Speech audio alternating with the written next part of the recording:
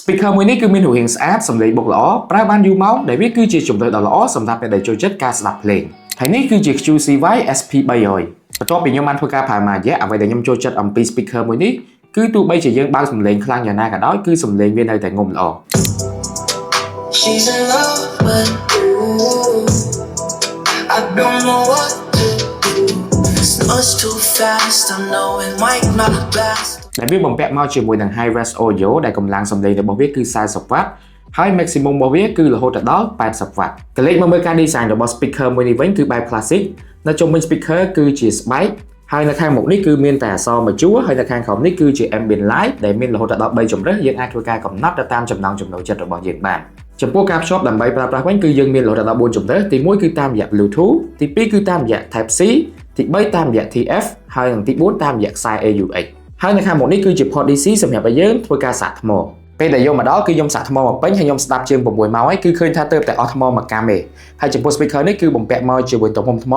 7800 មីលីអង្ពែម៉ោងដែលទំហំថ្មប៉ុណ្ណឹងគឺយើងអាចធ្វើការស្ដាប់បានមួយថ្ងៃពេញដែលចាំបាច់បារម្ភនោះទេ speaker នេះគឺបំពាក់មកជាមួយនឹង Bluetooth version 6 អញ្ចឹងហើយការភ្ជាប់ពី device មកកាន់ speaker គឺលឿនហើយយើងអាចធ្វើការប្រើប្រាស់បានរហូតដល់ចម្ងាយ10ម៉ែត្រហើយវាគឺជាប្រភេទ dual connection ដែលខ្ញុំអាចធ្វើការភ្ជាប់នៅលើទូរស័ព្ទផងនៅលើ iPad ផងក្នុងពេលតែមួយបានថែមទៀតចង់បញ្ជាក់ដល់អ្នកនរគ្នាចំពោះ speaker នេះគឺអាចភ្ជាប់បានទាំង iOS ទាំង Android នៅខាងលើនេះគឺមានប៊ូតុងចំនួន5ដែលប៊ូតុងមួយនេះគឺសម្រាប់បដូរប្រភេទ ambient light ប៊ូតុងមួយនេះវិញគឺសម្រាប់បដូរ input mode ឧទាហរណ៍ថាយើងចង់បដូរពីការប្រើ Bluetooth ទៅប្រើ Type C អីគឺយើងចុចប៊ូតុងមួយហ្នឹងប៊ូតុងទី3នេះសម្រាប់បដូរបត់ទៅមុខទៅក្រោយហើយនឹងការដំឡើងឬក៏បន្ថយសំឡេង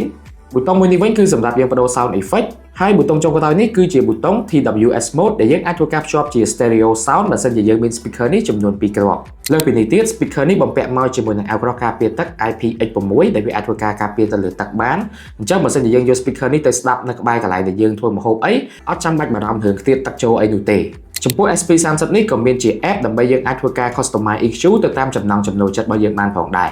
អញ្ចឹងយើងក៏អាចធ្វើការសេរីទៅកាន់ sound effect ផ្សេងឬក៏យើងអាចធ្វើការ customize ទៅលើ EQ ខ្លួនឯងទៅតាមតម្រូវការរបស់យើងជាក់ស្ដែងបានស្រឡាញ់ប៉ុណ្ណាគឺយើងអាចកែប៉ុណ្ណឹងបានសម្រាប់ពណ៌របស់វាវិញគឺមាន2ជម្រើសគឺពណ៌សហើយនិងពណ៌ខ្មៅសរុបមកវិញតាក់ទងជាមួយនឹងបទពិសោធន៍របស់ខ្ញុំជាមួយនឹង speaker មួយនេះគឺខ្ញុំស្រឡាញ់ទៅលើការ design ហើយនិងសំឡេងបាសរបស់វា